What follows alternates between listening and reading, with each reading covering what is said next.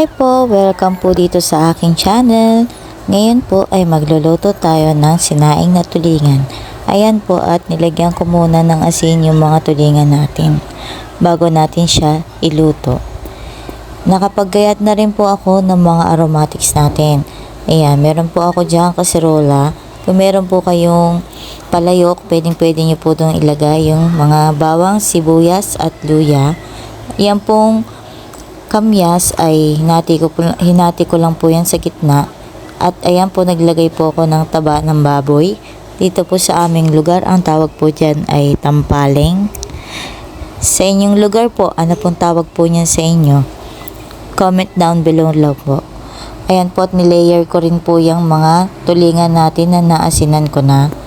Kung sa palayok nyo po yan iluluto, mas maigi po na ipaikot nyo po yung isda.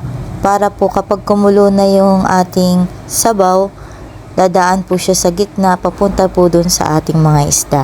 Naglayer lang po ako dyan ng mga bawang, sibuyas at luya at ng tampaleng, yung taba po ng baboy at ng yang kamyas po. Ayan, at naiayos ko na pong lahat. Nilagyan ko po yan ng half cup ng vinegar or suka. Nilagyan ko rin po yan ng patis or fish sauce. And then ng pamintang durog, black pepper, at sinabawan ko na po yan ng tubig hanggang sa malubog po yung ating mga sangkap at isda. Yan, ganyan lang po.